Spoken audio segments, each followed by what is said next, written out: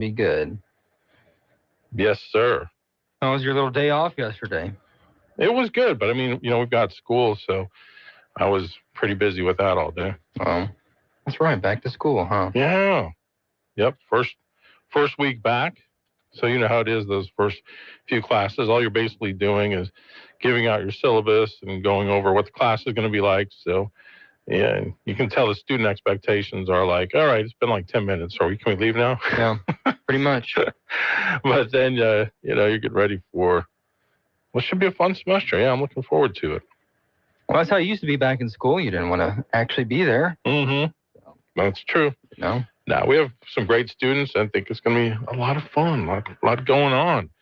So, story-wise, well, I saw you and your wife had your first little dance lesson yesterday. We're doing the Country Day School dancing competition. We had our first practice at Steps by Stephanie off Coliseum Boulevard. Mm-hmm. She's so cool, super nice. And, we have our song picked out. We got the first 25 seconds of the movements down.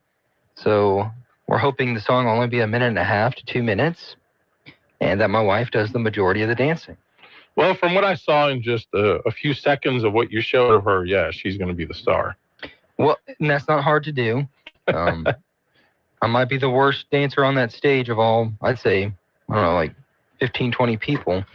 But it was fun. I like the song. It's going to be a good one. Classic, something that, all the Americans love. It has a Latin flavor to it.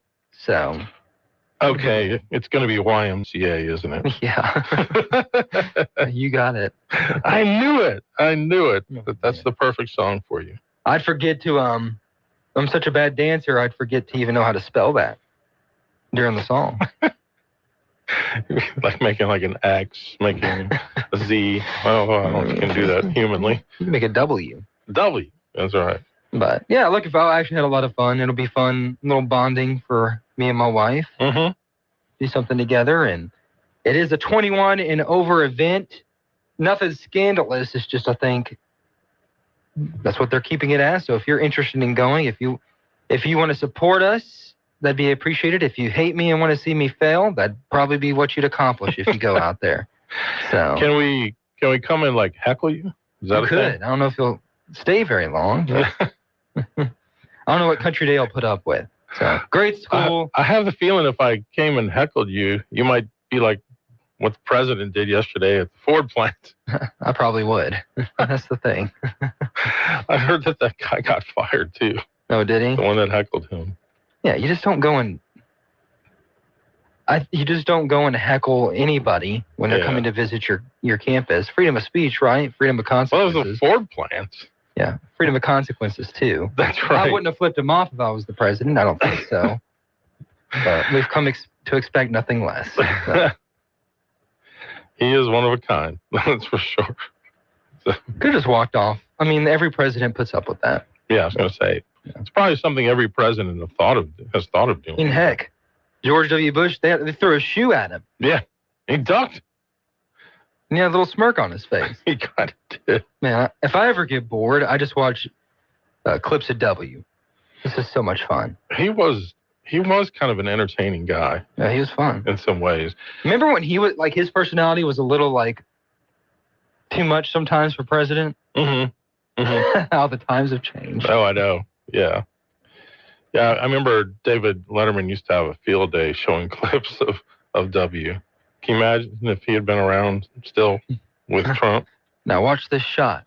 Now watch this. When he hit the... I was talking about something serious. No, watch this. Yeah. Although the problem is, and I saw Conan O'Brien talking about this the other day. He was doing some kind of podcast, and he was talking about the way all of the late night comics and others, they're obsessed with Trump to the point of their negativity and their cynicism has kind of like ruined their comedy. It was an interesting point he was talking about. Yeah, maybe so. I'll have to see if I can find that clip. Very bitter, I guess. So. Yeah, just that, lampooning the president, that's an American thing. Even like Johnny Carson was friends with Ronald Reagan, but he had no problem making fun of him, but it was in good fun. And it was stuff that genuinely made you laugh. But my goodness, if you ever, and I haven't watched this guy in a couple of years, but Seth Meyers, who comes on after Oh my Jimmy gosh, Fallon. who even watches that? No, I was going hate to say, to sound like Trump, but man, just 90% of his content is not just jokes about Trump. It's just like mean comments. Well, evidently they think there's some sort of market for it, for the people that they think watch it. I don't know. Because, they really look into those types of things. Yeah. And in fairness, I agree that, the bitter commentary turns a lot of people off, but at the same time, it's given to them. So, I mean, it's just a back and forth at this point. Because I think Gutfeld has the highest ratings among that time slot. Maybe. I don't know. At this point. I'm just, me, I've never been into those things. Yeah. So, but yeah. It wouldn't surprise me. Gutfeld, sometimes he really nails it, but then there's other times where I'm like, he's really not that funny. Or he'll say things I'm like, I really don't watch any late night. The thing that I've gotten into watching lately, so there's kind of two ways I'm consuming news. I get probably 95% of my news through Twitter at this point, through X. Other than Facebook when I check out Sunlaw News with Stephen Maxwell. Yeah. And then the rest of my time, I'm like sports now. Like I've gotten back to being a sports guy. So for example, I love KSYL. Obviously we have great shows throughout the day, but I get to the point where I can only take so much political talk. So I find myself flipping over a lot more to our 1410 ESPN, which is 94.7 FM. And I love catching the last hour of Off the Bench with Jacob Hester and Matt Flynn. It's a great show. They're great. And then now that Rich Eisen is on ESPN from 11 to 2, I try to catch that show because it's taking me back to kind of like the old Sports Center days when they actually did real sports instead of political commentary and all the other nonsense they do. And then Scott Van Pelt at night, I'll try to catch his show. His Sports Center is more like the old Sports Center, so I like watching that. And then 3 to 6, I'll catch when I can Matt Moscona, who does After Further Review from Baton Rouge. So between that, I feel like I'm satisfied. I'm full on a daily basis of my sports and news. Well, it's pretty typical because during election season, you're more tuned into that most likely. Yeah. And then the year of the administration that you prefer, the first year, it's still kind of exciting. Now you're just kind of going through the droll of it all, even though it's been ramped up significantly with everything going on. But yeah, that's pretty common, I'd say. And you love it, so yeah. My only form of entertainment is political commentary, or what I do in my meantime is like YouTube religious debates. I don't know why, it's fun for me. So I like listen to them. Yeah, interesting. Yeah. All right, we got a call coming in. Let's take that. You're on the BOM Bank Talk Line. Good morning. Thanks for waiting. You're on Talkback. Hey, good morning. Thank you for taking my call. I wanted to catch y'all while y'all were still talking about humorous things, but things that have a point. I have said before on the station that I have a niece that lives in France, and she's really close to us. She spent a lot of her life here during times when there was family issues and stuff, and so she's moved away. She came home to visit. Her and her husband. She married a guy from France, and they have a band. She fronts their band because English music is very popular over there, and they're having quite a bit of success. So they were able to travel. So they came and they spent like a month and a half here through December, and they just left last week. And her husband is his name Aurelian, and they got to go to a San Francisco 49er football game when they landed in San Francisco on their way in from France, and he was really wanting to ask about football. He was really excited about football because, they just play soccer, and he's very athletic. So I bought him a football, an American football, and I taught him how to throw it and how to catch. I showed him some of the drills that I put my players through. And so we had a great time. Well, it's interesting to see things through the eyes of someone else. So after their month or 5 weeks of being here, he's learned English because, Rachel sings in English, but they speak some in English. And so he sees Louisiana. And they spent a week in California also. Mm-hmm. And he said, what I really want to know is, who is this great man, this Morris Bart? He saw all the billboards of Morris Bart. And in his mind, he's thinking, Americans must honor this man. Because in most other countries, they have significant people on billboards. They put, signs of them all over. Oh my And gosh. that's what he took from, Morris Bart. He loved eating gumbo. We had to do it special for his diet, but loved football. But Morris Bart. And so I don't know if Jeff Landry's limitations on billboards will help or anything, but it shows from the eyes of an outsider that evidently this man is of great significance in our culture. So I thought y'all would get a kick out of that. Oh my Thanks for goodness. That is so funny. Yeah, that's the last thing I want us to be known for. So Anyway, he didn't get y'all have a great Gordon? day. I was about to say, wait till he finds out He's about saying Gordon about Gordon. McKernan. He saw Morris. I guess Morris Bart has more of a interstate. I don't know. Is he in California? I've never been to California, but I don't know. that's what stuck out in Aurelian's mind. Morris Bart. It said it with a French accent. Anyways, y'all have a great day. All right. Thank you. I wasn't expecting that to be the point of his call, but nonetheless. It's like a sitcom, like those Yeah. things where they go to like a new planet and they're like, oh, it's our God. Really? Yeah. That's it. Yeah. Take us to your leader. They have back in the day, or like we know a lot about Pompeii because of the graffiti that was written Mm-hmm. back in the ancient times. People are going to come back in 2,000 years and just see ruins of Morris Bart and Gordon McKernan signs and think that was all that was really what we were about. So Well, it kind of is if you think about it. what was this get it done? Yeah. Hmm. Oh my gosh. That is so funny. Oh my goodness. All right. Well, today we want to wish a happy new year to those of the Eastern Orthodox Christian faith. I thought we already went through this. Well, that was their Christmas. Well, Yeah. we don't even have one of those churches here. We don't have one. No, we don't. Because I had a student a few years ago who was raised Baptist, but he converted to Greek Orthodox. And I think they used to go down to like Lafayette for church. But Shreveport has some too. do they? Okay. Yeah. One of the guys I knew over there, Yeah. because he always wore this like chain. And I don't mind asking people, and I'm like, what are you, Catholic or something? He's like, What are you, Catholic or something? he's like, I don't mind asking people. I'll ask them most. I just assume like, what are you, Catholic? Is that like a rosary? He's like, no, I'm Orthodox. Like, oh, that's neat. That explains the hair. Yeah. Yeah. Usually longer hair, Yeah, right? like a ponytail Yeah. type thing. Yep. Super nice guy. Yeah, that's what this guy did as well. So they go by what's called the Julian calendar. Hmm. Yeah. Slightly I thought- longer than the one we use now Okay. Yeah. and doesn't have leap year. It's probably more accurate because the one we have now that's why the seasons always change. It's not Yeah, a real cycle. right. So because they don't have leap year, their old New Year's Day dates changes every 200 years or so. Interesting. Yeah. I think we should all do that. What's that? Probably make more sense. Yeah. The one we have now is kind of confusing. Yeah, it really is. And let's get rid of daylight savings too while we're at it. A to the man. Yes. Yeah. I always wish, like when we spring forward, let's just leave it at that.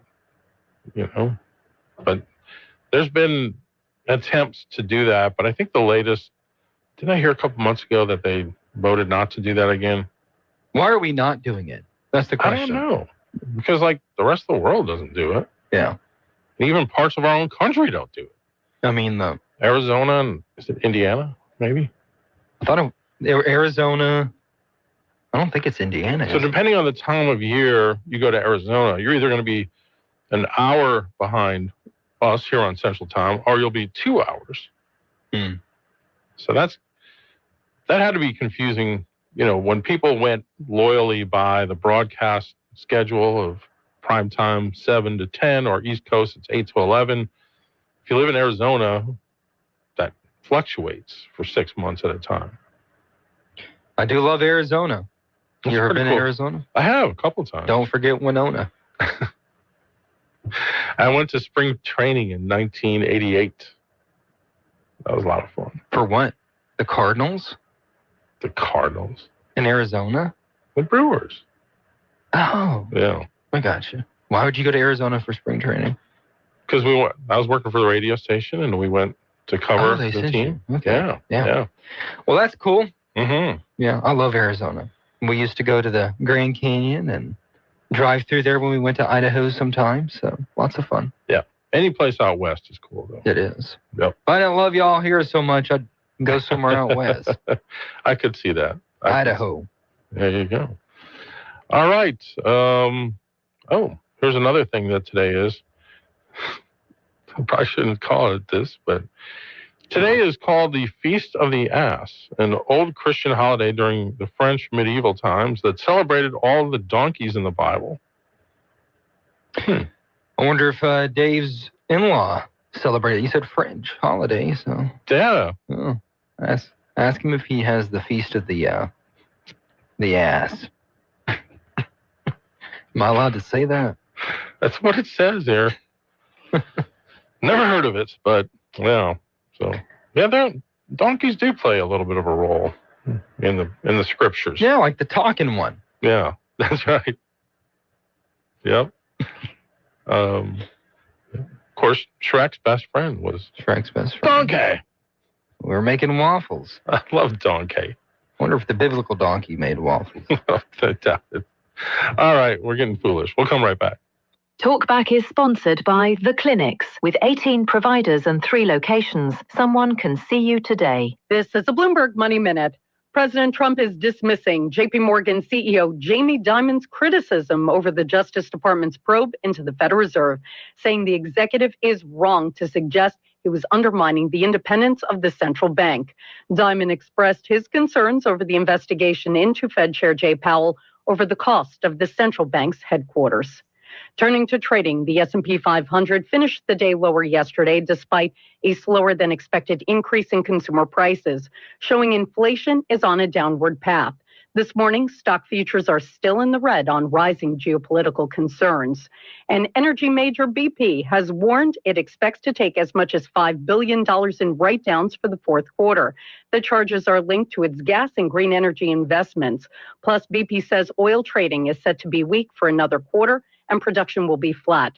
BP is working on a major reset to focus on fossil fuels. Courtney Donahoe, Bloomberg Radio. Holidays are over and school is back in session. But Rapids Parish Library is ready to help your students succeed. From free homework help and research tools to computers, Wi-Fi, tutoring resources, and study spaces, your library is your students' best resource. Do you need help with projects, test prep, or just a quiet place to focus? It's all here and it's all free. Visit Rapids Parish Library and rpl.org to discover everything your library can do for you and your students. Well, good morning. Partly sunny skies for our Wednesday. 63 will do it for the afternoon high. Winds going to be out of the southwest at about 5 to 10, but the gust as high as 20. Now tonight, partly cloudy, back down to 34 for the overnight low. And then things turning quite a bit cooler. Sunny on Thursday. Afternoon highs only near 50. I got to tell you, this beautiful weather after Thursday stays with us through the end of the week. From the Cenla Broadcasting Weather Center, I'm Dave Grayson. If you'd like to take part in the show today, call the BOM Bank Talk line at 442-8255. That's 442-TALK. And remember, if you're looking to purchase or refinance your home, call Christina Bagwell at the BOM Bank Mortgage Department at 448-2430. It's Talkback, 970 AM, 104.9 FM, KSYO. Unfortunately, this isn't good news.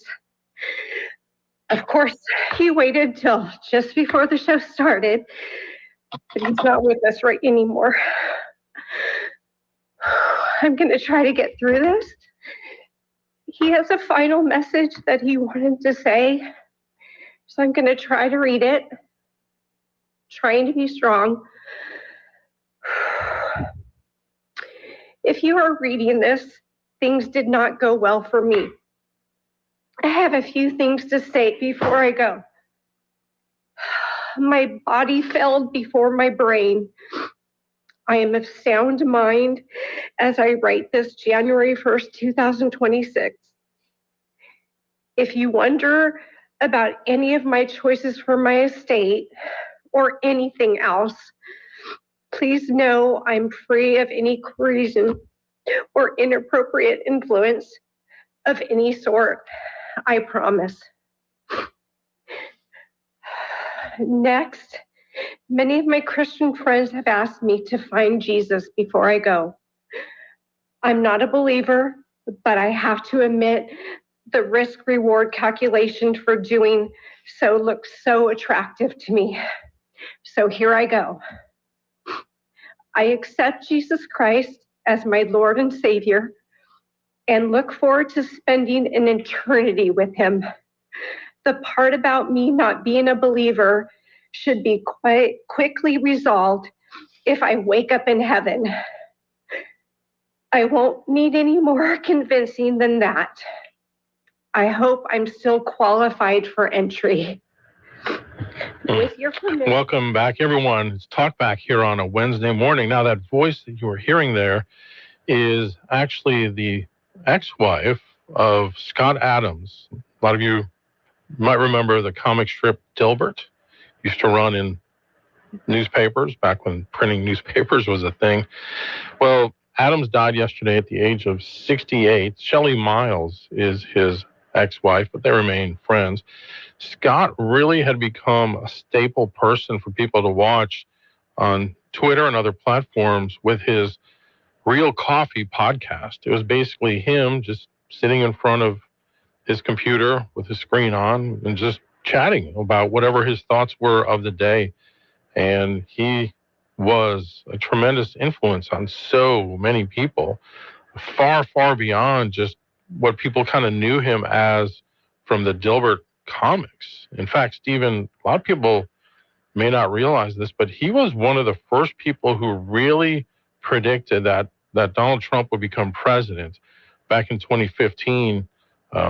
He took that position, and it really cost him. It cost him like his comic strip, a lot of friendships, and he had been pretty much a lifelong, more liberal type person, but a man who was who's had a lot of wisdom about just life in general, and a lot of his books that he's written, a lot of people have utilized them for their business sense and their common sense and just his profound wisdom that he had. But that was kind of the lingering issue for his life, is that so many of his followers, as it kind of developed, were more people on the right and a lot of people that were Christians. And so when he announced last year that he had cancer, so many people were concerned about his spiritual well-being, to the point that he actually had to kind of look at it and consider it. And you heard the words that he said regarding that.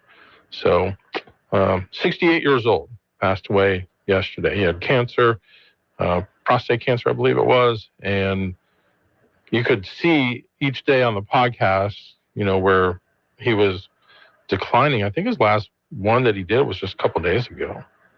So, yeah. That's too bad. Hate it for him. And right. I didn't really follow his stuff. I know you said it was Dilbert, right? Mm-hmm. I know what that is, but yeah. You hate to see someone go from something like that. Right. So. And from what I've seen as far as reaction, a lot of people said that the New York Times obituary of him was really good, was very accurate about kind of like his career and some of the political stances that he made. But man, I don't know if you ever got to see any of his podcasts, but he was just so interesting to watch. So apparently now they're actually going to continue the podcast, but it's going to be called the Scott Adams School rather than Coffee with Scott Adams. And there'll be a number of people that were kind of influential in his life, or who he influenced, because he did influence a lot of people. Like, very sad. I'm not making light of the situation. Yeah. I've been in the Christian circles my whole life, and I've never heard that reasoning before, but there you go. Yeah. Well, if you've watched Scott and you kind of understand the way his mind works, it's actually completely in line with who he was. That at the end of the day, he had to really consider it at every angle and just realize, yeah. So anyway, 318-442-8255 is our number here on Talkback. Whatever you want to talk about this half hour, we have a lot of other topics that we can get into here this morning, a lot going on, and we promise we won't flip you off. So we'll be right back. KSYL. My brother-in-law died suddenly, and now my sister and her kids have to sell their home. That's why I told my husband we could not put off getting life insurance any longer. An agent offered us a 10-year, $500,000 policy for nearly $40 a month. Then we called SelectQuote. SelectQuote found us identical coverage for only $18 a month, a savings of nearly $300 a year. Whether you need a $100,000 policy or a $10 million policy, SelectQuote could save you more than 50% on term life insurance. In a hurry? Don't worry. With SelectQuote, you can get up to $2 million in instant, affordable same-day coverage with no medical exam. Call SelectQuote at 1-800-637-9116. That's 1-800-637-9116. Or go to SelectQuote.com. That's 1-800-637-9116. Full details on example policies at SelectQuote.com/commercials. Hi, I'm Nancy Landry. No matter what part of our great state you call home, Louisiana's elections are an important part of who we are. In 2026, closed party primaries will change how some of those elections happen, so you'll want to know what to do. Keeping your registration current ensures you'll get the right party-based ballot. Remember, this change only applies to certain offices. To learn more, visit GoVote.com or download the GoVote app. Paid for by the Louisiana Secretary of State's office. A message from Israel Air Conditioning and Heating. Yeah, my mama, she told me to pick up and call Israel Air. She told me Israel Air. She told me. She said they'll come running with comfort beyond compare. And a very fair price. Because you know we're all about your comfort, no troubles. Call 442-6657. That's 442-6657. We're all about your comfort, Now back to Talk Back, 970 AM, 104.9 FM, KSYO.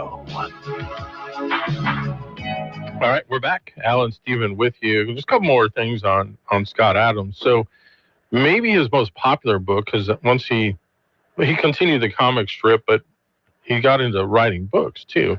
And there was a book that he wrote, I think it was his first kind of big one, called How to Fail at Almost Everything and Still Win Big. Which, what I love about the book and its whole premise is that he argues that failure is a necessary path to success. Now, that's something that I always have tried to encourage my students with is don't be afraid to fail, because you actually learn more through your mistakes and your failures a lot of times than you do through your successes and your victories. I don't know if you've noticed that in your life. If someone is maybe, I mean, I've been nearly perfect, but I mean, those few mistakes that I've made, they've been really some big taught ones. me a lesson. So Yeah. No, and what he talks about, kind of his main concepts in that book, and I know a lot of people in the business world have read this book, systems over goals. So you focus more on your daily habits. For example, if you want to be healthy or lose weight, rather than focusing on losing the weight, it's eat right and exercise. Those are the daily habits rather than just the end goal. And it's interesting because when you think about systems, somebody that always talked a lot about systems as a very successful football coach was Nick Saban, and kind of his whole mindset with that. Talent stacking, that's another one, where you combine multiple average skills to create a unique and valuable combination. Now, who better does that than you and me, right? Taking average skills and creating maybe a unique combination. Energy management. Prioritize your physical and mental energy through diet, sleep, and exercise to maintain long-term productivity. Failure is a feature. Again, view failure as a necessary part of the process, kind of like a slot machine that requires a number of times before you get the rare victory, but the key is to keep playing. And then finally, fake it till you become it. Adopt the mannerisms and mindset of someone who's successful until you can't help but become that person. Interesting. Go after what your version of success is and go for it, I guess. Yeah. Now, he's written several books since then. There was one called Win Bigly, How to Train People to Be More Persuasive, which he says is kind of a minor superpower. And they said, loser think. That was another one. Try to teach people how to think better, especially if they were displaying their thinking on social media. He said that one didn't put much of a dent into the universe, but I tried. And then he said his final book, which was Reframe Your Brain, taught readers how to program their own thoughts to make their personal and professional lives better. He said he was surprised and delighted at how much positive impact the book had.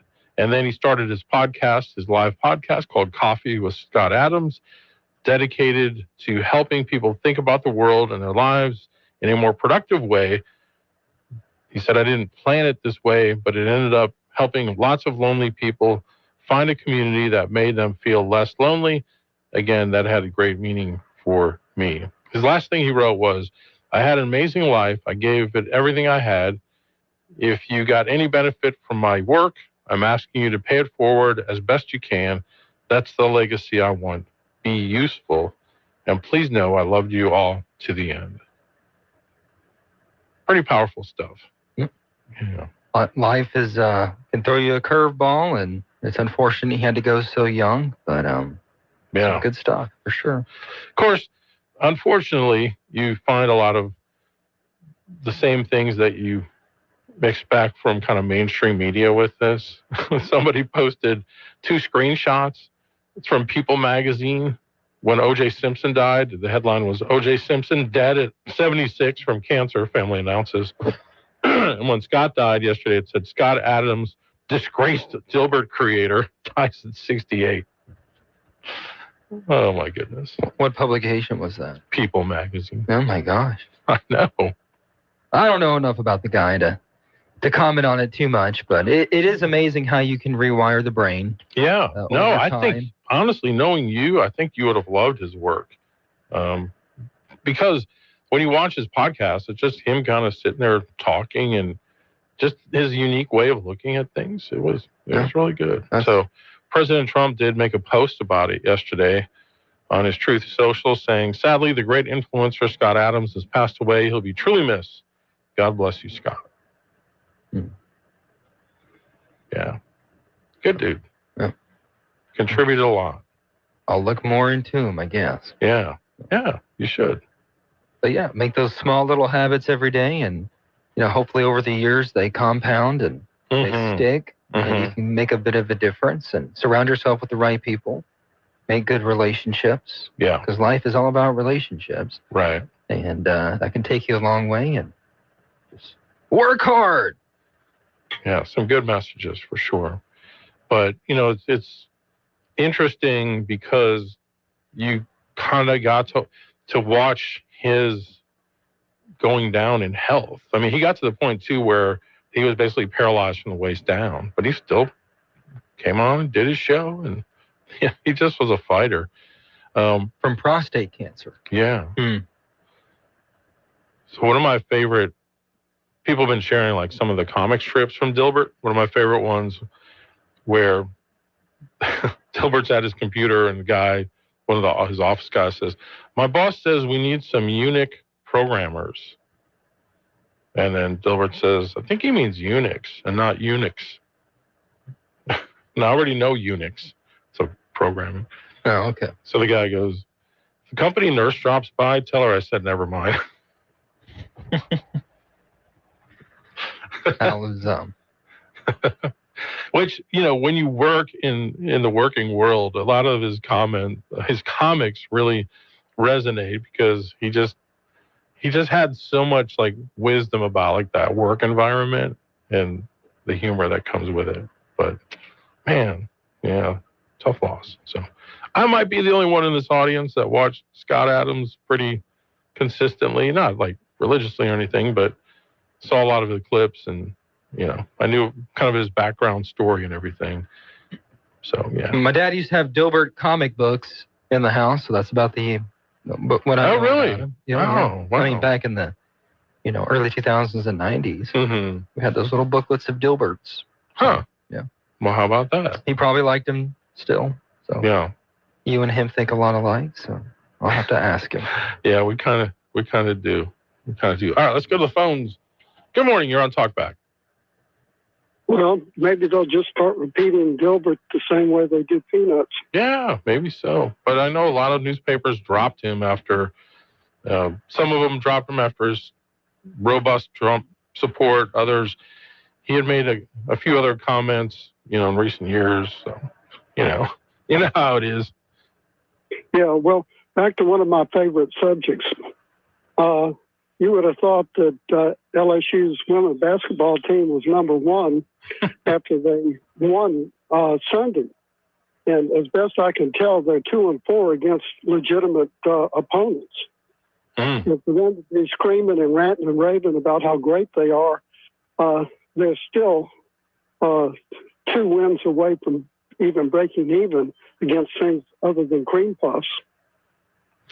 Yeah, and I saw a clip or a soundbite with Kim Mulkey where she was saying that the team just wasn't mentally tough right now. That they didn't show enough toughness. And I'm thinking, just like you probably were thinking, when you're playing teams that you blow out 100-40, you're not going to create that kind of toughness. The toughness she's looking for would have been if she played teams that actually challenged you. But that didn't happen. Yeah. Well, I don't remember if it was one of LSU's team or some other lady team had scored 1,000 point or something like that. But if it was LSU, then 1,000 points against cream puffs. Yeah. Give me a break. Right, exactly. But I guess diehard fans will call in and want what's left of my scalp. I don't know. I'm not sure we have a ton of super. I mean, I think we have people that enjoy LSU women's basketball in this audience. I just don't know if it's not like LSU football where like people live and die by it. So what I wonder about is how many of the, in quotes, gifted athletes at these various institutions, including that guy apparently that got $1 kajillion to go play for LSU football, if they ever actually sit in the classroom. I don't know. I mean, I'm sure some do. Hopefully they're smart enough to figure that out. And you have to, of course, maintain your eligibility. But I think you're talking about Sam Levitt. They gave $5 million to. Well, from Arizona State.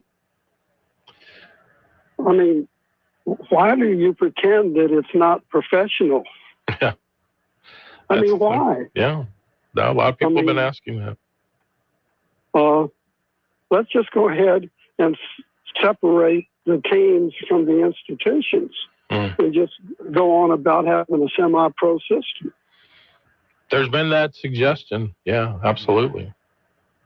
Well, I mean, college football, let's face it, serves as the minor league production arm of the National Football League. It just does. And if you go back to college football of like, say, the 20s and 30s and 40s, even the 50s, where the NFL was a thing, but it wasn't a big thing, college football was way bigger. And there was so much prestige if you had a chance to play for Notre Dame or, whatever school you can think of. But along the way, obviously, it's shifted to where now the end goal for so many young kids is to be in the NFL. And Stephen, I'm sure you remember when you were at LC, there were a lot of players that played there that thought they were going to go to the NFL. Heard many tell me. Yeah, and you're like, you're not going to the NFL. There was one, and I've told this before, the whole time I've been around LC football, and the only year I really wasn't around it was the first year, 2000. I've been around it in some form or fashion ever since. There's been one guy who's, quote, made it to the NFL. Well, there was another guy that was on a practice squad for a couple of years, Matt Miller, but he never got to be on the regular roster.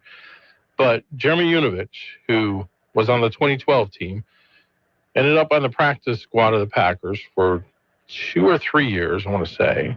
Then went to the Colts, started for a year, and that was when the Colts didn't really have a very good offensive line as a whole. So that next year they kind of revamped it and they let him go. He ended up on the Cardinals, got hurt, played only like a handful of games, got released, tried out with the Commanders. I don't know. There might have still been the Redskins at the time, but that was it. So like 5 total years with a handful of starts. I mean, it's just not reality for some. And even guys that go to an LSU, I mean, they bring in, 30, 40 new players every year. And out of those, how many end up going to the NFL, right? But you have a chance to go to that school and get a great education. If you don't take advantage of it, that's on you, in my opinion. Yeah. By the way, Fox was on when I got up. Mm-hmm. They were interviewing the mayor from Minneapolis. Oh, yeah. And as near as I can tell, he wants to put bad guys in jail, but that's not the way it's working. And as far as he's concerned, the Ecuadorian immigrant who drops his kid off at daycare and then goes for a 12-hour shift, well, that's a perfectly okay person. Mm-hmm. And it doesn't necessarily mean that that person has legitimate papers. It just means he's a nice person. Yeah. Yeah. Well, when you really are more focused on an outcome or a result than the parameters to make that happen, that's what you get. By the way, whatever happened to that police juror who lost his grass cutting crew because they were arrested? He's still on the police jury, I believe, right? Well, what happened to his crew? Oh, I don't know. I wonder if he got a new one. Don't know. All right, okay, thanks. Well, anyway, have a great day. Thanks. You too. We'll be right back. Talkback is sponsored by The Clinics. This is Dr. Jonathan Hunter. At the clinics, your health is our priority. Whether it's a routine checkup or ongoing care, we are here for you. Dr. Noah Miller, our newest family medicine physician, along with 5 other dedicated family physicians, are now accepting new patients. Schedule your appointment today. And remember, if you're ever admitted to the hospital, our doctors will see you there too. Most insurance and Medicare are accepted. The Clinics, 1587 North Bolton, 445-9823, online at theclinics.us. Do you know that trees cover half the state of Louisiana? It's a fact, they do. Hi, I'm Jeff Zarang, and I invite you to come by the Louisiana Forestry Association office to pick up a free tree on Friday, January 16th from 7:30 to 10 a.m. We're celebrating Arbor Day with a gift of persimmon, bald cypress, shoemort oak, river birch, pond cypress, and sawtooth oak. We're located on MacArthur Drive near the South Circle across the highway from Albertsons. Make it a good day to plant a tree. Some smiles sound like this, while others sound this way. If you'd like to improve the way your smile sounds, the folks over at Today's Dental in Pineville can deliver. Over the years, hundreds of Central Louisiana patients have visited Today's Dental and then left completely satisfied. Their dental implant procedure is amazingly simple, low anxiety, and completely affordable. Today's technology makes your beautiful smile easier than ever. The staff at Today's Dental go out of their way to make you comfortable with calming in-office IV sedation that's administered by a highly skilled certified nurse anesthetist. And their multiple finance options make the entire procedure truly affordable. Want your smile to sound better? Give Today's Dental a call at 318-448-4540. It's a general dental facility on Highway 28 East in Pineville, owned by Dr. Jonas Goche. That's 318-448-4540. Now back to Talkback, 970 AM, 104.9 FM, KSYO.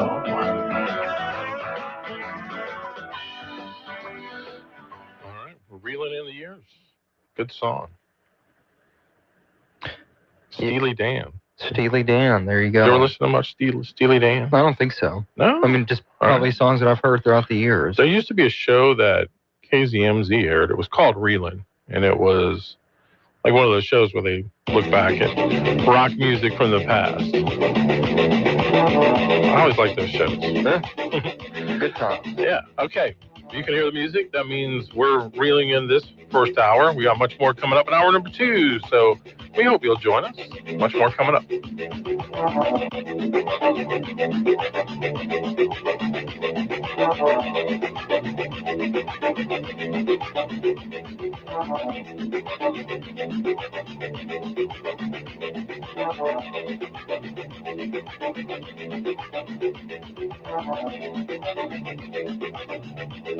You've been listening to Talkback. The opinions expressed were those of the hosts and callers, and not necessarily those of Cenlaw Broadcasting. AM 970, FM 104.9. KSYL, and KRRV 100.3, HD3, Alexandria. This is CBS News on the Hour, sponsored by Pfizer. I'm Deborah Rodriguez. A funeral procession in Tehran for more than 100 security personnel and civilians killed in massive protests against the government. It comes as Iran's top judge hints at swift trials and executions of violent demonstrators. CBS's Courtney Keeley. What the regime is doing is trying to break not just the back of people by taking out their loved ones as like in a kill zone, but instill this kind of terror and fear of not being able to reach anybody. Iranian human rights groups are warning that one 26-year-old protester may be executed a day after President Trump warned on CBS News. We will take very strong action. If they do such a thing, we will take very strong action. The president is repeating his threats to seize control of Greenland ahead of a high-stakes meeting at the White House today between representatives from the island, Denmark, Vice President Vance, and Secretary of State Rubio. EU Chief Ursula von der Leyen. Greenland belongs to its people, so it's up to Denmark and Greenland, and only to them, to decide on matters that are concerning Denmark and Greenland. President Trump posted anything less than making Greenland a part of the U.S. would be unacceptable. Federal agents continue to use aggressive tactics on anti-ICE protesters in Minnesota. That's anti-ICE agents. There are now about 2,800 officers in the Twin Cities, double the number of local police. U.S. Border Patrol Commander Greg Bovino. If they're United States citizens or legal permanent residents or have some type of legal status to be or remain here in the United States, there's no reason to be scared. However, if they are a criminal alien or an illegal alien, then they should probably be very scared.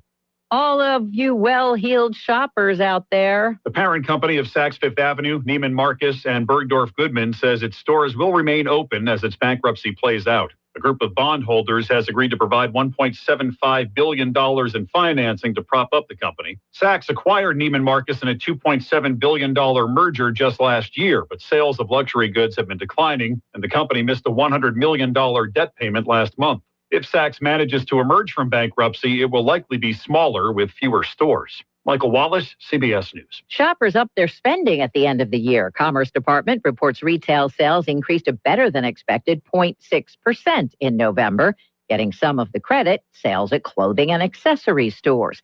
The new report was delayed for more than a month because of the government shutdown. Dow futures down 172. This is CBS News.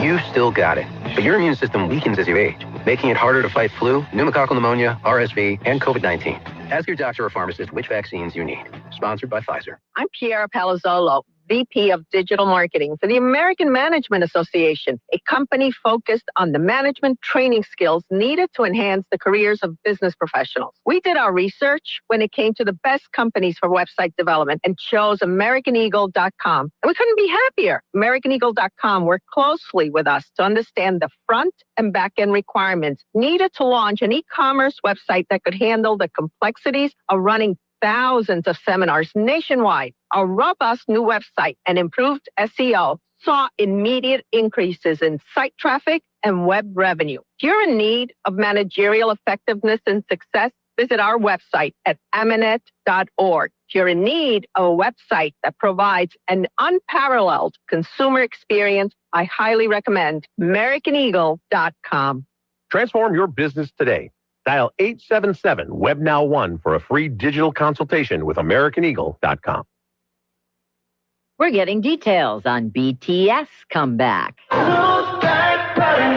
K-pop's BTS announces its first world tour since returning from mandatory military service. It will kick off in South Korea in April and runs through March 2027 with over 70 dates across Asia, North America, South America, Australia, and Europe. It's the group's first headline tour since their 2021-22 Permission to Dance on Stage World Tour. Jennifer Kuiper, CBS News.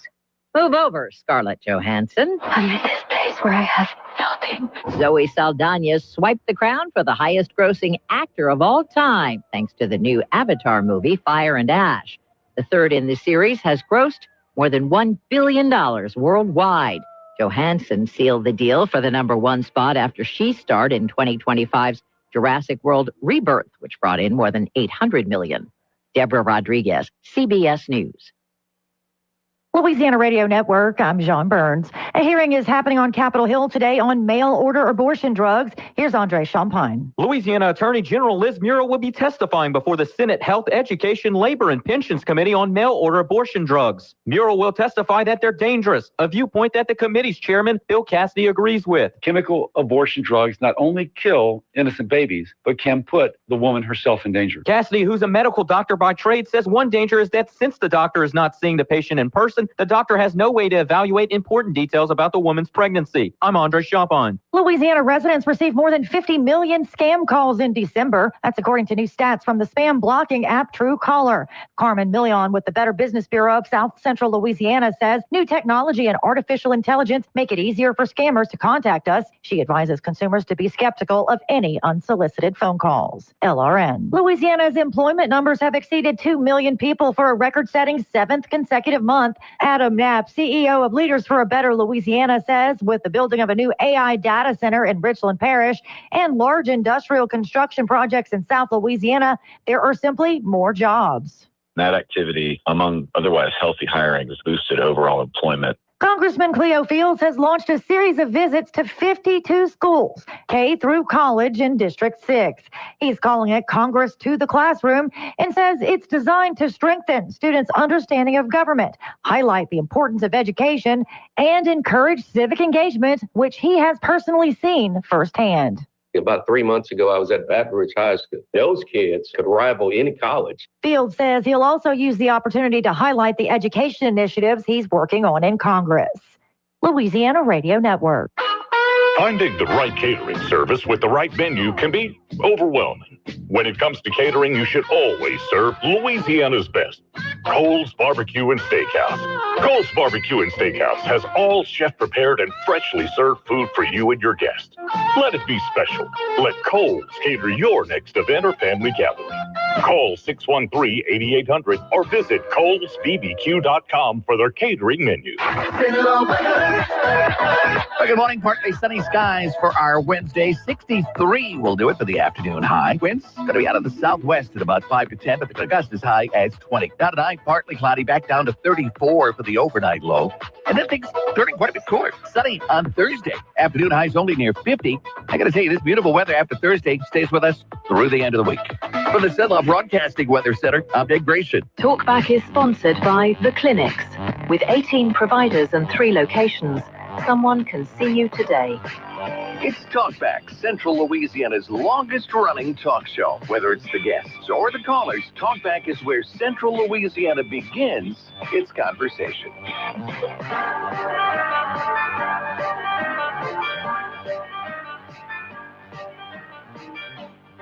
Iranians right now are literally risking their lives out there, and they are saying this is the final battle. Pahlavi will return. Pahlavi is, of course, the current Shah of Iran in exile. And what people don't know is that back in 1979, that it's not actually a revolution. It was an Islamic coup d'etat. It was orchestrated by Jimmy Carter, it was orchestrated by the Islamists and the communists, and it was funded and supported by Jimmy Carter, the UK, and France. So what is happening right now? This is Iranians trying to rectify, and they are rectifying, 47-year mistake that was made.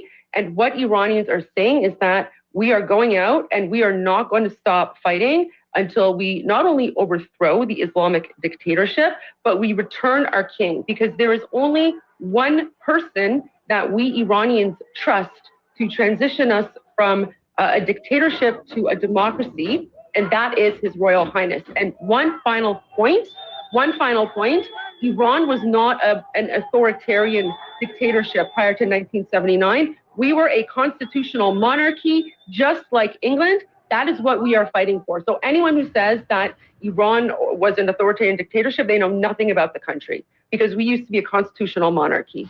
All right. Welcome back, everyone, on Talk Back on this Wednesday. I'm Al Quartermont. The voice you heard there was a woman named Goldie Gamari, who was on the Piers Morgan show yesterday talking about what's going on in Iran. Am I the only one who thinks this story is kind of being underreported on the world stage? Could be, yeah. I mean, I think Venezuela got more attention, and there's a couple other things going on, but yeah, I'd say so.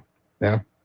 I mean, because they have, by all accounts, have killed at least, from what I'm seeing, 12,000 people, if not possibly more. And yet I saw, and it's hard to get a lot of news out of there because the regime has made a total media technology blackout. But through things like Starlink, people are still getting some of that out there, and it's not slowing. I read yesterday where someone said the Iranian people have reached that point of acceptance where they realize they might get killed, they might die today, but they would rather die than stay under what they're under. And if as a whole, the society, the country comes together, there's really going to be no stopping them. So it is a profound moment in geopolitics. It's a profound moment, even in world history, that I just feel like is not getting a lot of kind of, quote, mainstream coverage. And I don't really understand why it's not. I mean, this to me should be the biggest story around the globe right now. Well, I've heard a lot about it because I'm directly looking for things like that. But, you know, it's the news cycle now. Everything moves so fast. There's different directions you're getting pulled in. And, but yeah, I agree. That's probably the biggest story right there with Venezuela and how much America would get involved with that. And I think there was some concerns too, and someone who has maybe a background in Iranian history could point us in the right direction. But back during when the last Shah was in power, whenever he was overthrown, there were some issues with the, I guess they call them, is it the Savak, the secret police there, brutally torturing people, killing people. So I don't think it was all roses, but I'm sure that there could be some sort of reform there. And, you know, you hope if they are successful, the protesters, and they put in the son of the former Shah, who's been advocating for that, that it would be a democratic or some sort of democratic institution there, and they can better their country in the future. That's what you hope for. Yeah, and we know that Iran has been the largest sponsor of terrorism around the world as well. So from a strategic standpoint, even for a country like the United States, it's a very important thing right now. You mean the country that consistently chants death to America? Yeah. Interesting. Right. So, but yeah. I've seen so many videos from people. Like, here's one I'm just looking at. It's a guy that crossed over from Iran into Turkey so that he could upload a message. Says people outside Iran have no idea how bad it is. Not arresting people, not beating people, they're just killing people. He said protesters are being shot straight in the chest. No warning shots, not accidents, deliberate over and over. He said according to him, the death toll people see online is nowhere close to reality. The bodies disappear, families stay quiet, fear fills the gaps. People inside can't speak, people outside aren't seeing it, and that silence is doing a lot of work right now. And you hear Elon Musk putting up the Starlink so that people can maybe get access there and for free. So interesting world we live in. A lot of things happening at the same time, which is probably why it's not getting the coverage that maybe some others would like. But it's one that probably will eventually when it starts heating up and ramping up. And if America becomes more involved with it, or Israel. Yeah. Anyway, so keep all the folks there in your prayer. I know for a long time there's been an underground church, Christian church in Iran that you hear about from time to time. It's very dangerous to be a Christian in a place like Iran, but we know that there's no real stopping that. So praying for those folks. Let's go to the phones. Good morning. You're on Talkback. Hey, good morning. I'm sorry to double dip, but can I answer your question? Yeah, you asked, you don't understand why the mainstream media is not covering this more. I have two suppositions. One is that they don't want to see Trump have any success in making the world better, and they believe that if he gets the American military involved in suppressing the military of Iran, that the people will take over and they'll be cheering in the streets just like in Venezuela, and that'll abound to his good, and they don't want that at any cost. They would rather those people suffer. I think they've demonstrated also that the left is for Islam against Christianity in any case. They've proven that with the way they treat women, and the left total ignoring of that fact. But also, Iran or the Persians, y'all brought that out the other day very well with the Zoroastrian past. The acolytes of Muhammad attacked Persia right after the Romans and the Persians had a knockdown, drag-out battle, and the Persians were just spent. And so the Arab forces were able to conquer them. Now, they conquered Constantinople 700 years later, but so there's a difference between the sects of over there, and the Persians were based loosely in an understanding of the Jewish religion. I think you brought it out that during the dispersion or the captivity, Daniel and his people were able to teach Judaism to people there, and the relic of that was Zoroastrianism, the religion focused on truth. And so for two reasons, they do not want to see good things happen to these people, because it would abound to the credit of Christianity and to the credit of Donald Trump. And I'll hang up and listen to y'all. Thank you. All right. Thank you so much. Yeah, that could be one theory for sure. But I just, knowing that people are just being slaughtered, it just, ugh. And you don't really hear the outcry from like the UN or the typicals that you would hear when there are human rights violations going on. But praying that freedom will still win. And we'll see. All right. Let's bring it closer to home just a little bit here this morning. So the city of Pineville has a new councilman. He is John Marquez.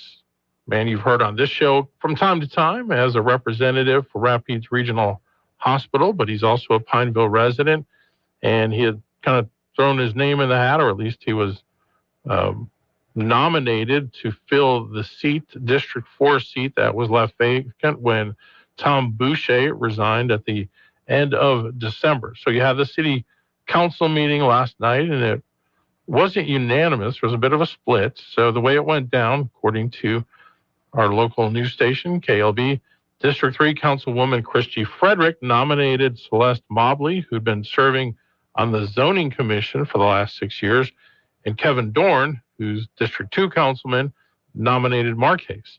Frederick and District 5 Councilman Nathan Martin voted in favor of Mobley.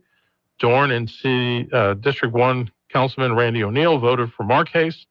So the vote was tied 2-2, and deciding vote was cast by the mayor, Joe Bishop, who appointed Marquez to the position. He was then sworn in by City Attorney Mark Villar. So the city of Pineville has a new councilman, and it's John Marquez. Yeah, according to that report, though, the Marquez and Mobley will likely be going against each other in the upcoming election. They both said they want to run. Of course, Boucher's term runs out at the end of this election cycle. So it'll be an interesting matchup, and we could be seeing some changes in Pineville when it comes to leadership. And it'll be interesting I'm going to talk with John later today, and we'll have it posted. Kind of some of the things he wants to do in that position. Is it Mobley or Mobley? Did I say it wrong? I don't know. Okay. I don't know. I think Mobley is probably right. I probably said it wrong. I'm not sure. Who knows? Someone would know. They can let us know. Tomato. Exactly. But I've known John for a long, long time because he used to be the sports editor for the Town Talk back when they had a sports department. A really good one, I might add. I mean, man, you had some seriously good talent in the early 2000s when John was editor. And of course, then he moved into the public relations sector, moved to the dark side, as we say in news, right? Going into PR. The money side. You're looking for more stability and just better conditions for raising a family. I get it. I always tease people that switch from media to PR. Hey, you might be doing it one day too. You never know. You never know. So far, haven't done it. Had a couple of chances to. I think it'd be fun. I would love it for the one aspect of giving journalists crap. Yeah. Because we know how to push the buttons and exactly what they need. Yeah. But some of the best PR people are former journalists. Oh, 100%. And the reason why is they understand how the job is done and what's required and what you need. There is, in the world of journalism, there really isn't a better friend to you than a good PR person who understands what you need, what your job requires.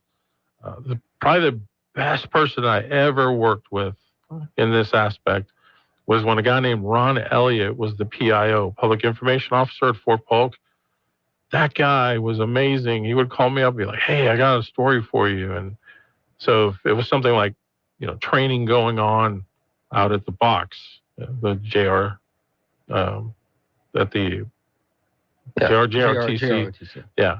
You go out to the box and he's like, yeah, yesterday I did reconnaissance and I found out all the best spots to go. So you just like, boop, zip there, go to this. And it's like, he would save you so much time. And also the kind of guy that I could call and ask a question. And even if you couldn't tell me on the record, would say, I can tell you off the record and at least give you the background on what's going on. Yep. So you got to build that relationship, and that goes for the PR people too. And you learn your boundaries, and it'll make for a better relationship. And the number one thing you can't do as a PR person is to lie to people. Now, ethically, you're not supposed to anyway, but spin. But yeah, I just think if you're in PR and it's a situation you can't talk about it, just let the person know what's going on, and don't mislead them. Yep. Or ignore. That's a bad one too. Yeah. Or you can just say, hey, look, we can't talk about it right now, but as soon as we can, I'll reach out to you. And John does a good job, very receptive at his PR duties, and we appreciate that. Interesting to see what he'll do as a council person. His only flaws I can tell is he's a loyal Houston Astros fan. But there could be worse. That's not that controversial. Could be a Cubs fan, right? Yeah, great point. Which, he's probably lamenting, as other Astros fans are, that Alex Bregman is now a member of the Chicago Cubs after signing a lucrative deal with the Northsiders. Oh, Lord, we brought up baseball. Here we go. Shouldn't have done it. Yeah. But we'll have our interview with him. I'll just post the interview straight up there, and maybe I'll get a hold of Miss Mobley as well and set it up for the election. All right. We'll be back.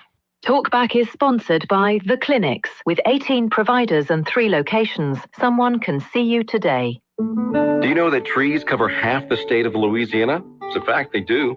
Hi, I'm Jeff Zarang, and I invite you to come by the Louisiana Forestry Association office to pick up a free tree on Friday, January 16th from 7:30 to 10 a.m. We're celebrating Arbor Day with a gift of persimmon, bald cypress, shoemort oak, river birch, pond cypress, and sawtooth oak. We're located on MacArthur Drive near the South Circle across the highway from Albertsons. Make it a good day to plant a tree. Attention all real estate agents, property owners, and lenders. When you or a client needs a real estate attorney, call the professionals at Thompson Law Firm. Whether the legal matter is basic or complex, the Thompson Law Firm can accurately guide you or your client to a successful outcome. That's why numerous industry professionals have trusted the Thompson Law Firm for years. They also handle estate planning, successions, and business law. Call them at 473-0052. I am a paid non-client attorney spokesperson. If you'd like to take part in the show today, call the BOM Bank Talk line at 442-8255. That's 442-TALK. And remember, if you're looking to purchase or refinance your home, call Christina Bagwell at the BOM Bank Mortgage Department at 448-2430.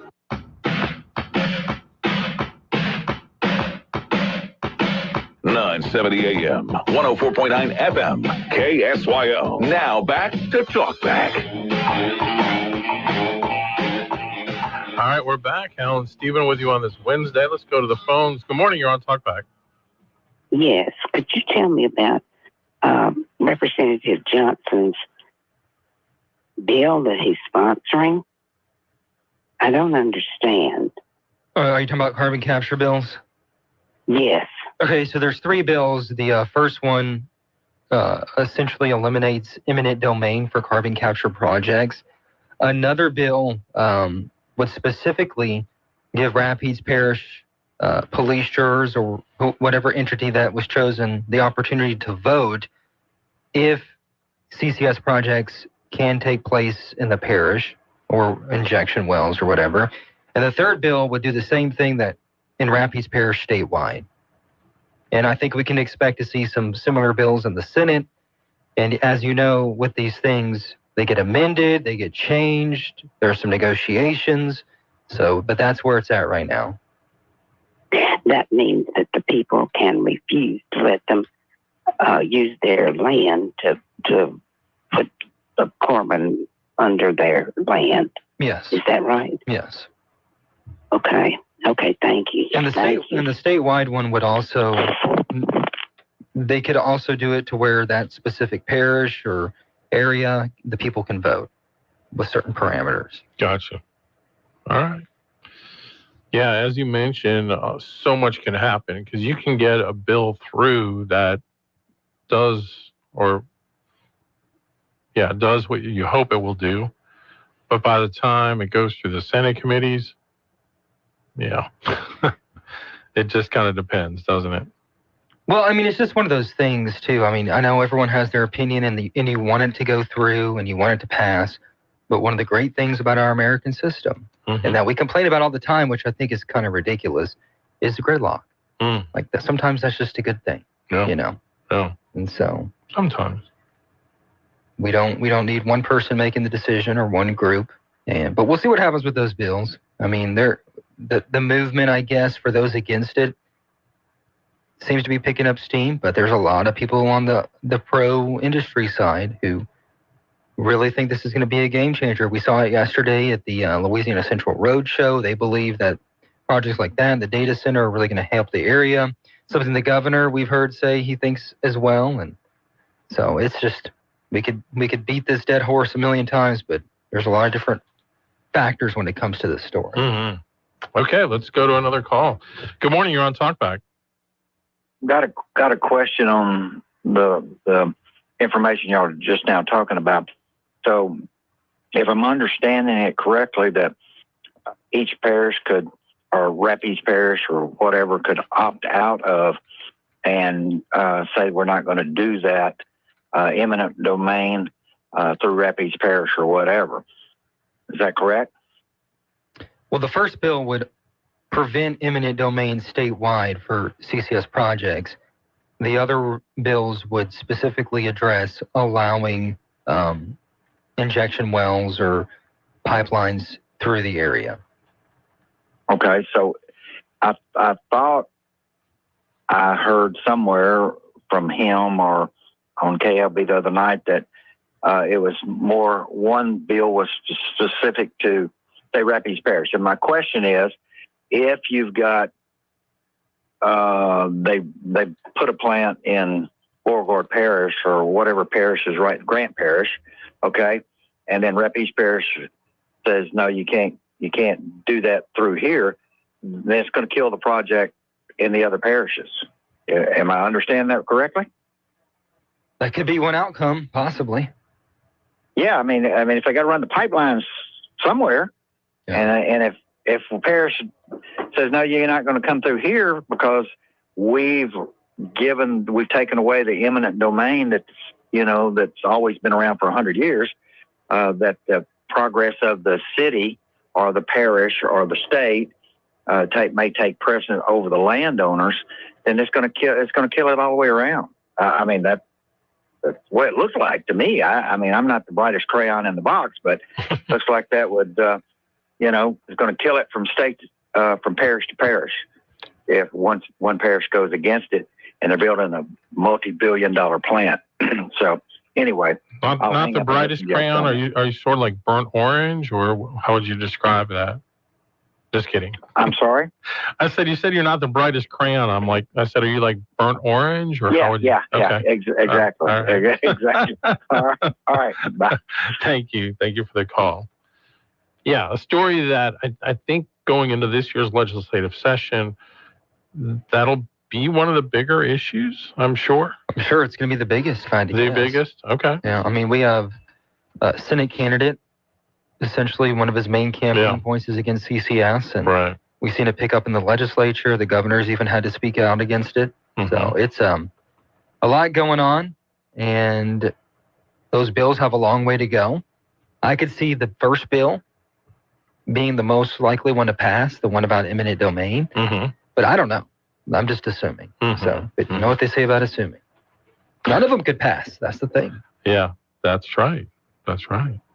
So last year it was all about auto insurance. I'm sure we'll still get a few bills on auto insurance. Yeah, and going back to CCS, the Rapides Parish Police Jury passed a resolution, almost like a trigger mechanism. If the state puts this in, passes a bill like that, then they could come in support of it or to make that decision then. So we saw the Grand Parish Police Jury come out against it.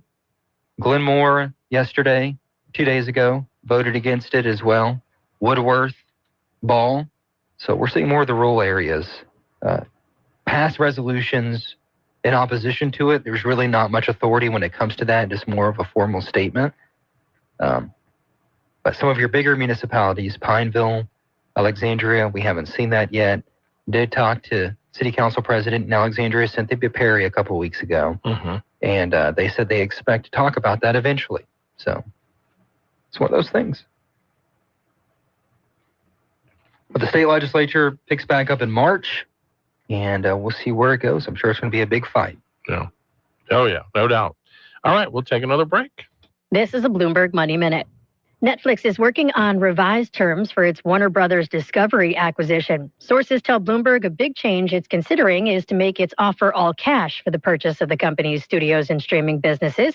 The changes are designed to expedite a sale that will take months to close and has faced opposition both from politicians and rival bidder Paramount Skydance. Shareholders have been divided over which deal is better. The day after JP Morgan Chase surprised Wall Street with its quarterly report showing weakening income from its underwriting and advisory businesses, Bank of America posted a strong fourth quarter, thanks in large part to all of the market volatility we've been seeing. Net interest income topped analyst estimates, but Wells Fargo missed profit estimates as severance costs drove up expenses and its net interest income fell short. The bank spent $612 million on severance as part of a plan designed to cut costs, with expenses climbing to $13.7 billion. Erica Herskowitz, Bloomberg Radio. Let the good times roll. Mardi Gras is just around the corner and the countdown is on. Kick off the season with the Pineville Night of Lights Mardi Gras Parade on Friday, February the 6th at 7 p.m. Then on Friday the 13th, the celebration heats up with the Classic Cars and College Cheerleader Parade in downtown Alexandria at 4:30 p.m. Then on Saturday, February 14th, bring the whole family to the Children's Mardi Gras Parade at 10 a.m. in downtown Alexandria, followed by the Mardi Gras on the Red celebration in Pineville that kicks off at 1, and a Mardi Gras party at the Alexandria Zoo with king cake and music. Wrap it all up on Sunday the 15th with the Cruise Parade at 2 p.m. featuring Grand Marshal and Pineville native Cody Ford, an offensive lineman for the Cincinnati Bengals. For all the parade details, log on to explorealexandriapineville.com, or to discover something new in Louisiana, visit explorelouisiana.com to plan your trip today. Celebrate Carnival this season with the Mardi Gras games from the lottery. Louisiana, ready to double your cash? Hop in that second line and grab the balloon doubler from the lottery. Win up to $2,000. Mardi Gras fun times 2. Behind the mask lies your treasure. Unmask your fortune and play Masquerade Money. Win up to $13,000. Let the good times roll with Masquerade Money. Join the Royal Parade to cash prizes. Scratch your way to the crown and play Royal Bingo. Top prize is a whopping $30,000. Bingo royalty starts here. Fast play, fast pay. Play Cash is King, an all-new fast play game for a chance to win a cool $10,000. Step right into the Mardi Gras spirit and play all 4 games from the lottery, giving you a reason to smile. Must be at least 21 to purchase. Well, good morning. Partly sunny skies for our Wednesday. 63 will do it for the afternoon high. Winds going to be out of the southwest at about 5 to 10, but the gust as high as 20. Now tonight, partly cloudy, back down to 34 for the overnight low. And then things turning quite a bit cooler. Sunny on Thursday. Afternoon highs only near 50. I got to tell you, this beautiful weather after Thursday stays with us through the end of the week. From the Zenlaw Broadcasting Weather Center, I'm Dave Grayson. 104.9 FM, KSYO. Now back to Talkback. A boys, let's say, track team and a girls track team. The school has that. And a student who has the genes and the reproductive system of a male and had those at birth and has never taken puberty blockers, never taken female hormones, never had any gender altering or affirming surgery, says, nevertheless, I am a woman. That's who I am. Can the school say, no, you cannot participate on the girls' team? So you're just a birth sex male who has all the advantages of birth sex male hormones, and can the school bar him from the women's team? Yes, they can. But that person, is that person not a woman in your understanding? If the person says, I sincerely believe I am a woman, I am in fact a woman. I think is that person not a woman? I would respect their self-identity in addressing the person, but in terms of the statute, I think the question is, does that person have a sex-based biological advantage that's going to make it unfair for that person to be part of the women's team? And that's the rationale for the regulation, and so that's the way we would be testing that hypothetical. Well, the reason I'm asking has to do with discrimination on the basis of transgender status. So what you seem to be saying is, yes, it is permissible for the school to discriminate on the basis of transgender status, because if this person is a trans woman, a trans girl, and is barred from the team, from the girls' team, then that person is being subjected to differential treatment based on transgender status, right? Well, that would be, then the question would be whether it was, the scrutiny would be satisfied. So from our perspective, that would be a transgender classification. That was just some of the oral arguments that were happening inside the Supreme Court yesterday, as the court taking up the issue of transgender athletes, more specifically, biological males competing in female sports. I'm like the last caller. I may not be the brightest crayon on the box, but that confused the hell out of me. Yeah. Like just the back and forth and Yeah. what are you saying? I'm confused. Right. I'm probably more socially libertarian than most out there, and we can't have men playing in women's sports. Yeah. It's just a biological fact. Right. There's just, I don't know. Yeah, I know it's a big topic now, and I think it's less of one that it's been the past couple of years, but there's a number of reasons why for that. And we could talk about that all day, but it's just, that was very confusing. Justice Alito with an attorney with the ACLU. Here's another exchange they had. Yes, Your Honor. If it does that, then is it not necessary for there to be, for equal protection purposes, if that is challenged under the Equal Protection Clause, an understanding of what it means to be a boy or a girl, or a man or a woman? Yes, Your Honor. And what is that definition? For equal protection purposes, what does it mean to be a boy or a girl, or a man or a woman? Sorry, I misunderstood your question. I think that the underlying enactment, whatever it was, the policy, the law, we'd have to have an understanding of how the state or the government was just understanding that term to figure out whether or not someone was excluded. We do not have a definition for the court, and we don't take issue with we're not disputing the definition here. What we're saying is that the way it applies in practice is to exclude birth sex males categorically from women's teams, and that there's a subset of those birth sex males where it doesn't make sense to do so according to the state's own interest. Well, how can a court determine whether there's discrimination on the basis of sex without knowing what sex means for equal protection purposes? I think here we just know that we basically know that that they've identified, pursuant to their own statute, Lindsay qualifies as a birth sex male, and she's being excluded categorically from the women's teams as the statute. So we're taking the statute's definitions as we find them, and we don't dispute them. We're just. So Alito basically asked, how are we supposed to determine if there's discrimination on the basis of sex if we can't define what sex really is.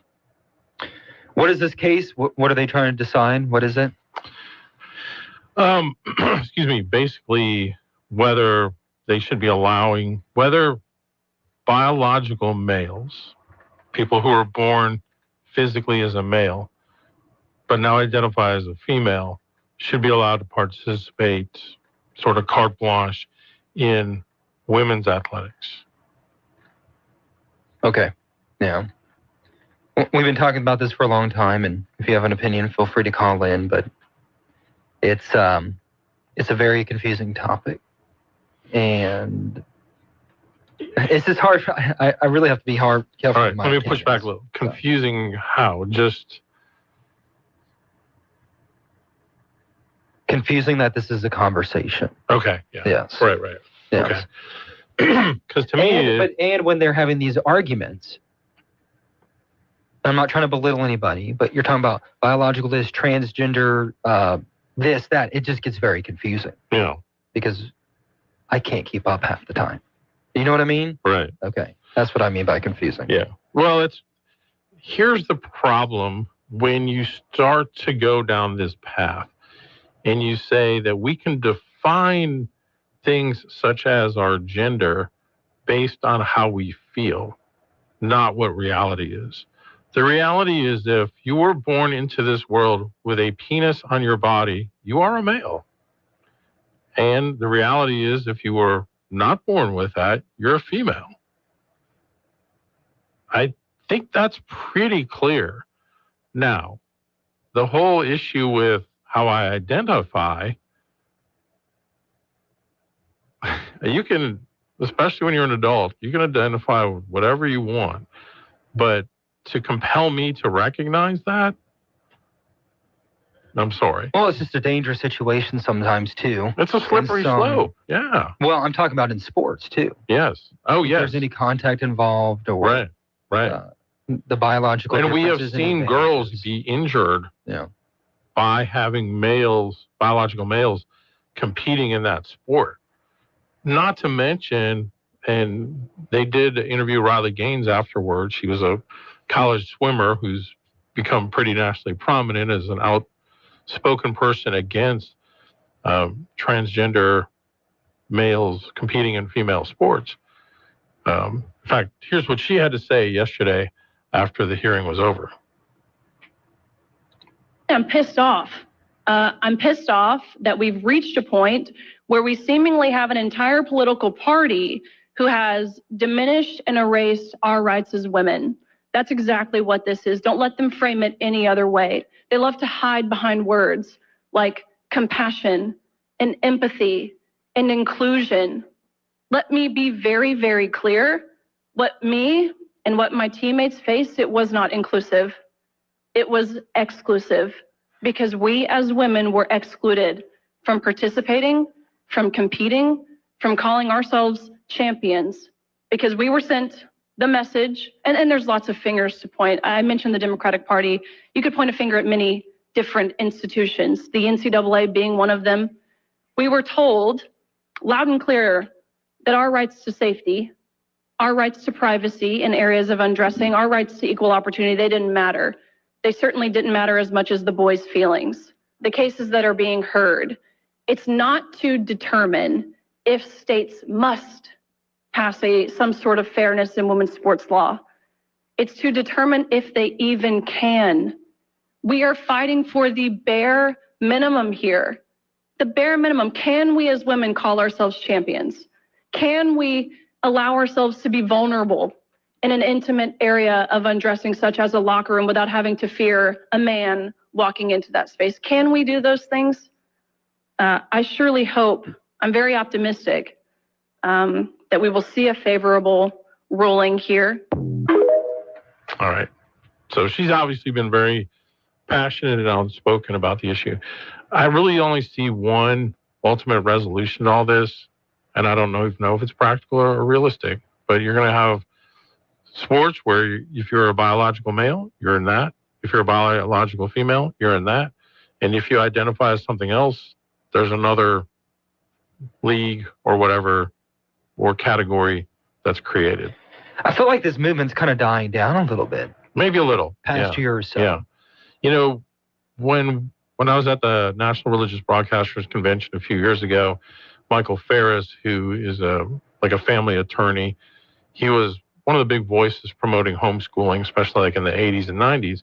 He was saying that a lot of the reason why the trans movement grew is a result of the Marxist teaching in schools, which basically, if you are part of the white race, you're an oppressor. And the only way you cannot be considered an oppressor is if you turn yourself into some kind of oppressed group.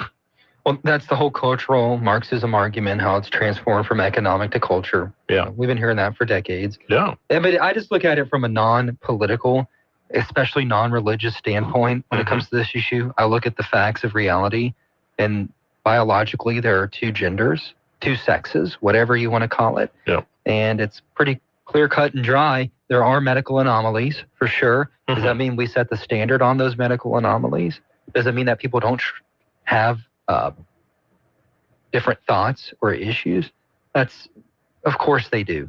But there's a safety reason why we have some of these things in place, especially when it comes to sports. Yeah. So, yeah. It's just So you're being like Rush, like around. You're being the mayor of Reelsville. Yeah. It's just science, man. Science. I mean, even some of the leading atheists who are pretty liberal about this, everything. They're like, it's just a biological fact. Right. We live in the real life.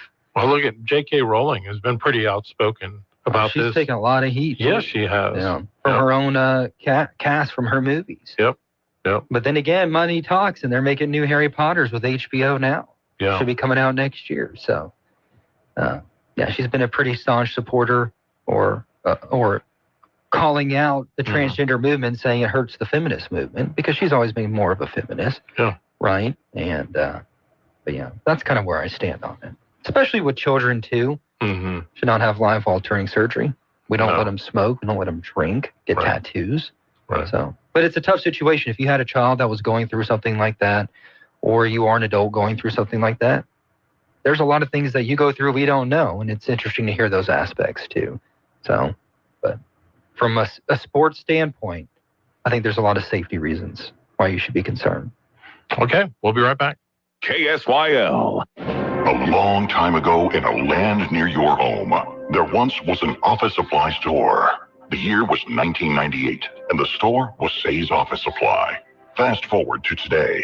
The little office supply store that once was, still is. Except it's simpler, better, faster, smarter. With Say's Office Supply's cutting-edge website, online ordering, invoices, statements, and credits delivered via email, next-day delivery, advanced delivery notifications. There's a reason that little office supply store is now Central Louisiana's largest and most complete business product store. Hold up there, buddy. That's pretty good. But you're missing one thing. Here we go. What's that, Dean? You forgot to say, hands down, beyond a shadow of a doubt, no ifs, ands, or buts about it, you get the best service in the universe at Say's. I was about to say that when you interrupted me. Oh, really? I'm sorry. My bad. You get it all at Say's. Say's Office Supply. Hello, I'm Sarah Kramer of Kramer Funeral Home. Funerals don't just signify that a life has ended. They celebrate that a life was lived and loved.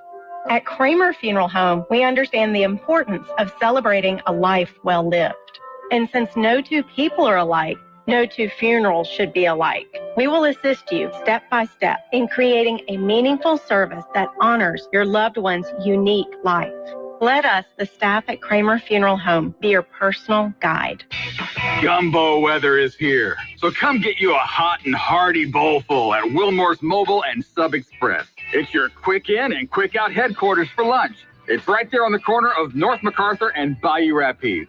Come get you some gumbo or choose from a selection of crisp, fresh salads. Try one of their hot or cold sub sandwiches made your way. And don't forget their hamburgers. Give Wilmore's Mobile and Sub Express a try for lunch on North MacArthur Drive at Bayou Rapides Road. 970 AM, 104.9 FM, KSYL. Now back to Talk Back.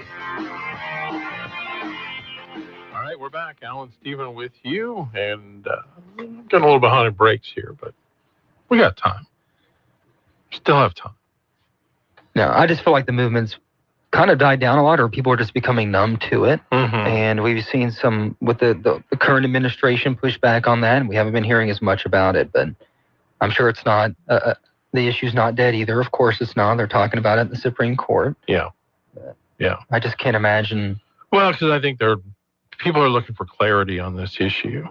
I mean, I can sit here and say, well, it's really clear in my mind, but I realize not everyone thinks like I do or sees the world like I do, and is creating problems.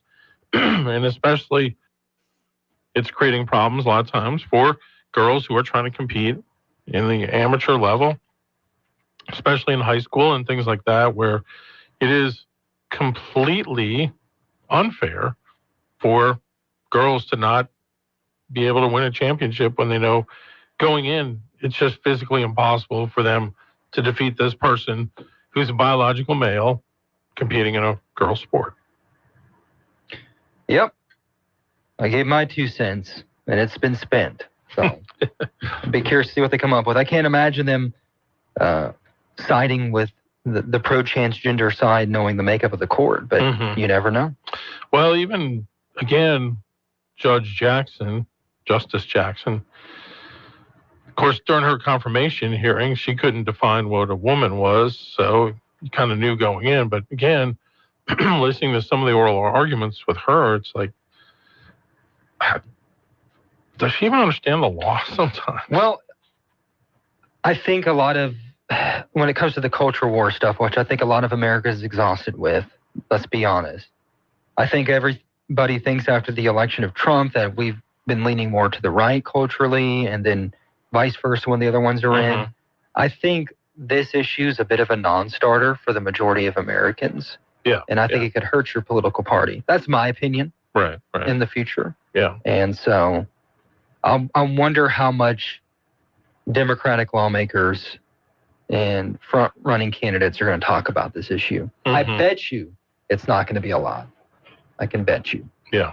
Because I think it's become more of a liability. Right. Unless you're in Oregon or, other states like that. Yeah. But for the majority of Americans, I don't think it's a good winning tactic. Yeah.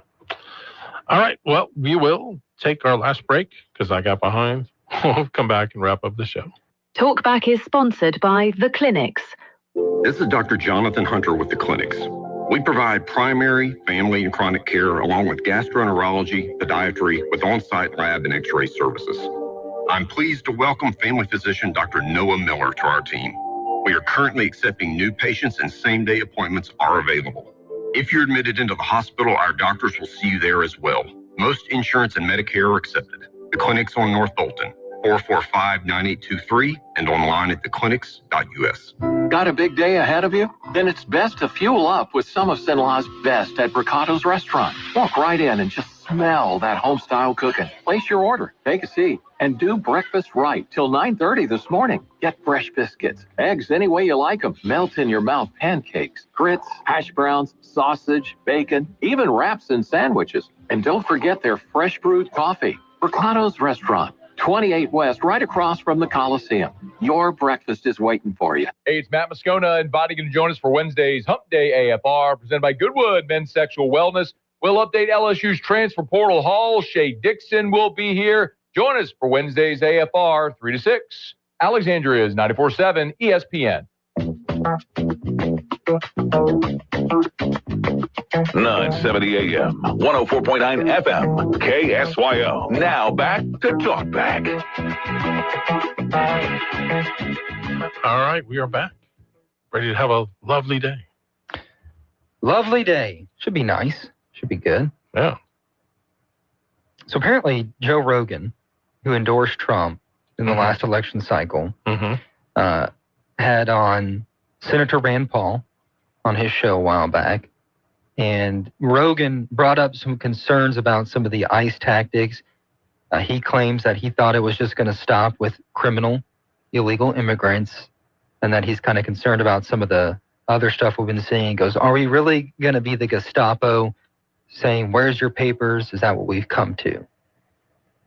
And so that's been my main contention. Not saying I believe that's what's going on, but I think if you take it too far, I don't think the majority of Americans were expecting that. Mm-hmm. And I think that could be an issue too. That's not my opinion. That's what I just think the majority of Americans think. Yeah. I could be wrong. But interesting comments by him. You know, I know he took a lot of flack from some by endorsing the president. But and it's good. People have their own opinions too. Yeah. But he was talking to Rand Paul too, who kind of pushes back against some of the mainstream Republican policies too at times. You know. I haven't seen that, but I'm looking at it now, and Gestapo's a strong word. Yeah. Well, my thoughts on that. Okay, so like with Minnesota, all we've heard about is the one incident with Renee Good, and I get why that's the headline grabber and the attention getter, et cetera, et cetera. There's been very little discussion, other than in a couple spaces that I've seen, about how many people they've arrested, and more importantly, their criminal records and their criminal ties to make that city much, much, much safer, hopefully in the long run. So, like someone pointed out, okay, in the last 12 months, there have been 170 confirmed instances in which an American citizen was temporarily improperly detained by ICE. In the same time frame, there have been approximately 622,000 forced deportations. So that puts ICE's improper temporary detention rate at 0.027%. So in other words, their success rate is 99.973%. Still a concern when you arrest American citizens. I think that's a problem. But it's a weird precedent, but that's just my opinion. I get what you're saying. I would never call it the Gestapo. I don't think that's what it is. Right. But I made my opinions on what I think I would do, but I'm not the one who has any experience. So. Gotcha. All right, let's take some calls. Good morning. You're on Talkback. Good morning. Hey. Yesterday, my wife and I just showed up at Olive Garden, and we were able to be seated at the bar. They have olivegarden.com. If you go to that, you can make reservations. Oh, okay. So it'll help some people. It was really delicious, too. Oh, good. Anyway. So call ahead. That's what you're saying. Okay. Thank you very much. All right. We got to go there. Have some lunch. All right. You make the reservation. I'll try. Okay. Good morning. You're on Talkback. Of course, you always know I got a sixth sense of humor, right? Yes, and that's why we love you. Yeah. So I think we could clear that thing out in Minneapolis. Okay. You know, that high-powered Viagra that you guys are advertising? We could go up there and distribute that to all the males up there, and it says it works in 14 minutes, and I figured in 13 minutes we could clear the whole thing out. God bless. Bye-bye. Okay. I guess that's one way. You never know what you're going to get on this show. No.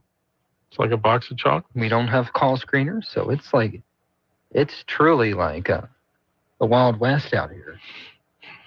That's why we love you. And as long as you say sorry for double dipping, you're good. Yes, right. As long as you don't do that in the chip dip bowl. That's right. That does irritate me. Just break off the chip and dip. It's fun to go to lunch with somebody, you order, let's order the mozzarella sticks, and the person eats the first one, and halfway through they dip it again. You're like, yeah, I guess I'll be eating the rest of mine without marinara. Yeah, 100%. Don't be disgusting. That's right. All right, what's on the agenda for today? A couple I don't think I have time to say it. Lots of stuff. Stay tuned. Okay, there you go. All right, everyone, thanks so much. We'll be with you again tomorrow.